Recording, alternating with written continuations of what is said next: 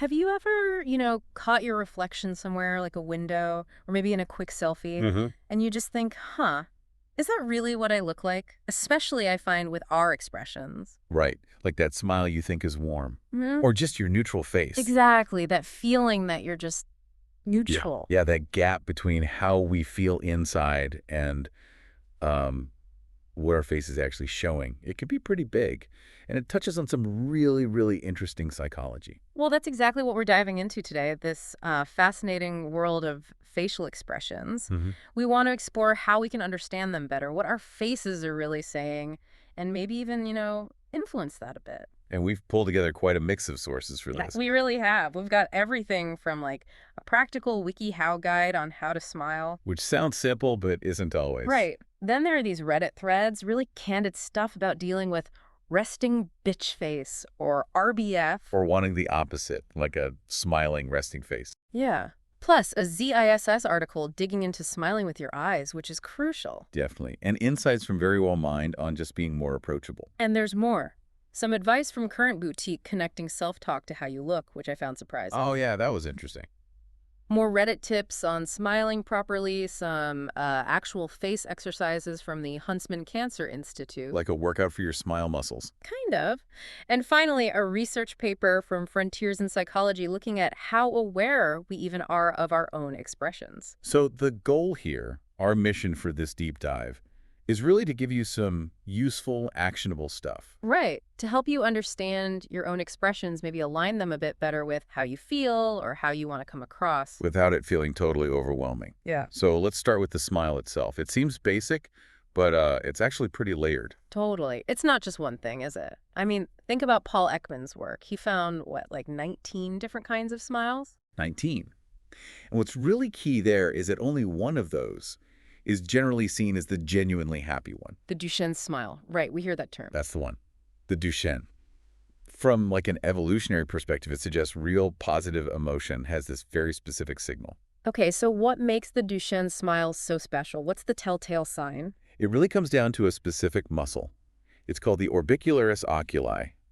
It's the one that circles your eye. Ah, okay. When you have a genuine felt smile, this muscle contracts kind of involuntarily and makes the corners of your eyes crinkle up. You get those laughter Like lines. crow's feet. Exactly. Not just your mouth turning up. It's that eye action that really signals true enjoyment. So if I'm trying to figure out if someone's smile is genuine, I should be looking at their eyes, not just their mouth. That's the key takeaway. Yeah, So you can consciously pull the corners of your mouth up. Those are voluntary muscles. right.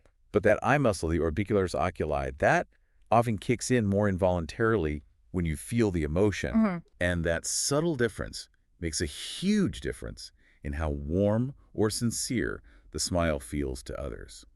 It's why a polite, forced smile can sometimes feel a bit empty. That makes total sense. We've all seen those smiles that don't quite reach the eyes.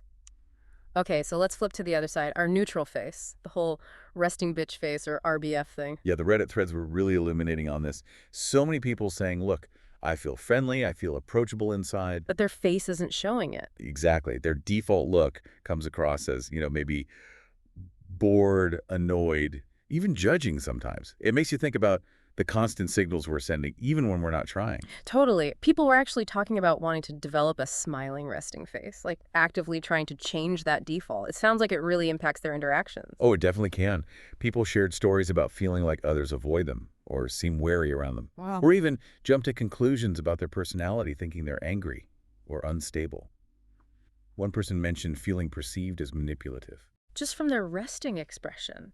That's intense. It really raises questions about how much our neutral face shapes our social world, doesn't it? The assumptions people make. It's like your face gets a reputation before you even speak. But hang on, wasn't there also a different take? Someone saying RBF could be a superpower. Yes, that was a really interesting counterpoint. It highlights how complex social signals are. How so? Well, the idea was that looking neutral, or maybe even a bit stern, might create a kind of mystery. Or it might make people a bit more cautious, more polite, maybe, because they don't want to upset you.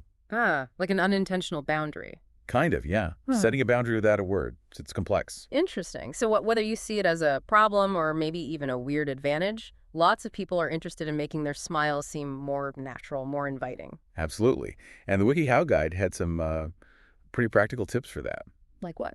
Well, one suggestion was instead of saying cheese for photos, try thinking the word money. Money. Why money? Apparently, the e sound helps create a wider, more relaxed shape with your mouth compared to the stretched e in cheese. Huh. Okay, I can kind of see that. What else? Relaxing your face is key, especially your eyebrows and your jaw. If you're tense there, the smile looks forced. Makes sense. And importantly, actually think of something funny or happy. That genuine feeling helps trigger a more natural smile. Right, let the feeling drive the expression. But what if you practice and still feel like it looks fake? Then the advice is straightforward. Use a mirror. Seems basic, but it's the best way to get that visual feedback. See what others see. Exactly. You can tweak things, make small adjustments, find what looks and feels more authentic to you. They even had tips for selfies, didn't they? Something about a pout. Yeah, like combining the smile with a tiny hint of a pout can sometimes be flattering. And definitely play with camera angles. Find your good side. Aha! Always find the good side. And one more thing for generally cultivating a smilier vibe. They suggested starting your day by just practicing a smile in the mirror. Yeah, and surrounding yourself with things that make you happy. Just gentle ways to encourage that positive expression more often. Okay, so we've got the mouth mechanics down, but the ZEISS article really hammered home the importance of the eyes. Smiling eyes. Yes, this loops right back to the Duchenne smile. ZISS emphasizes that a truly engaging smile isn't just the mouth. So much of the warmth and authenticity comes through the eyes.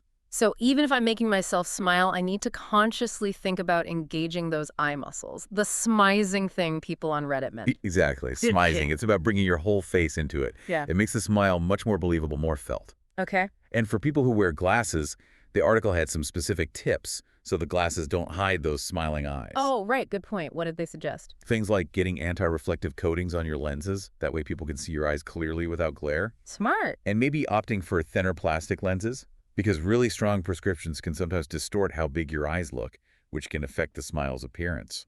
And the obvious one. Maybe take off the sunglasses if you're having an important chat. Precisely. Sunglasses block those crucial eye cues.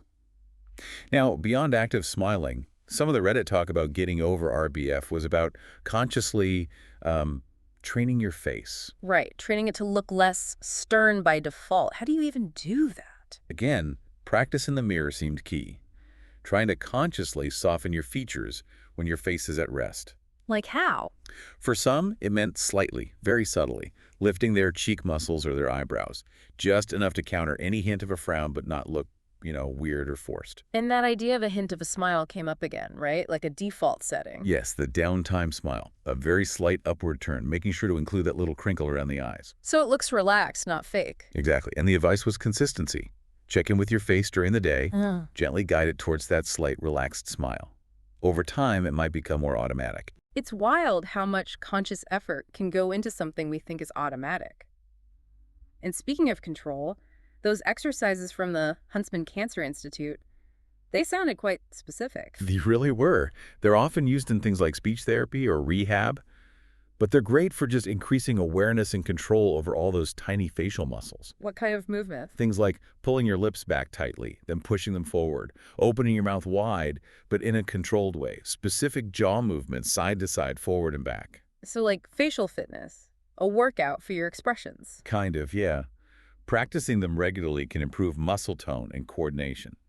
And that better control can translate into being able to make and hold expressions more easily, like a relaxed smile. Okay, we've hit the physical side hard, but that current boutique article brought in this whole other layer, the psychological one, how positive self-talk affects how we look.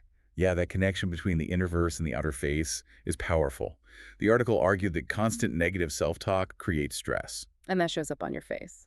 It can, yeah. Tension, frown lines, maybe even dark circles, bad posture. It all detracts from looking open and approachable. Whereas positive self-talk does the opposite, makes you look better. That's the idea. It can lead to a more relaxed face, maybe even a kind of happy glow, Yeah. better posture. Like your inner critic literally pulls you down and your inner cheerleader lifts you up. Wow. So how do we curb the critic? First step is just awareness. Noticing those negative thoughts, asking yourself how they make you feel. And questioning them. Right. Yeah. Like, would you say that nasty thing to a friend? Probably not. So why say it to yourself? That starts to challenge the thought. And then you actively try to be more positive internally. Exactly. Make it intentional. Check in with yourself. Do things you enjoy. Surround yourself with positive people. Even wearing clothes that make you feel good can help. It creates a positive feedback loop. And I liked their examples of reframing thoughts.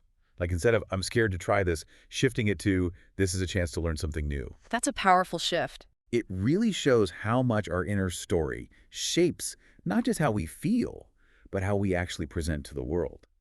Which brings us, finally, to that frontiers in psychology research about how well we actually know our own faces. This was the mind bender for me. The study basically said there's this disconnect, right? Other people see our face constantly, but we rarely get that instant feedback ourselves. Which explains why someone might say, whoa, you should have seen your face just then. And you have no idea what they mean. Exactly. And what was really interesting was that how good we think we are at showing emotion on our face doesn't always match reality. So we might think we look really happy or angry, but But when people in the study watched videos of themselves reacting to stuff, they were often surprised. They looked much more neutral or, less expressive than they thought they were being. we think we're emoting, but our face might be going, nope, nothing to see here. Pretty much. The researchers had people watch emotional videos and then review recordings of their own faces. They found awareness was way higher during the video review, like 76% accurate. Compared to in the moment. Much lower awareness in real time. It's just harder to monitor your own face without seeing it. That makes sense. And didn't they also link the intensity and length of an expression to how strongly we feel the emotion? Yes, the analysis suggested that bigger expressions held for longer seem to correlate with stronger feelings inside.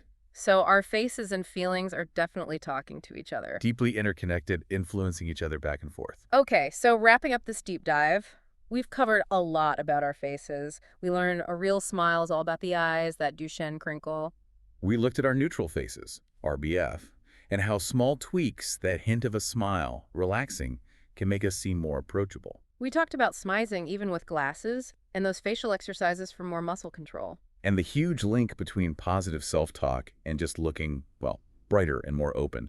Plus, that fascinating gap in our own awareness of what our face is doing moment to moment. So for you listening, maybe try some of this out. Spend a minute with a mirror, really look at your smile or your eyes involved. Or just pay a bit more attention during your day. How does your face feel when you're happy or stressed or concentrating? And here's something to chew on. If you consciously change your expression, even slightly, how might that not only change how others see you, but maybe even change how you feel inside? What could you learn just by tuning in more closely to the subtle language of your own face?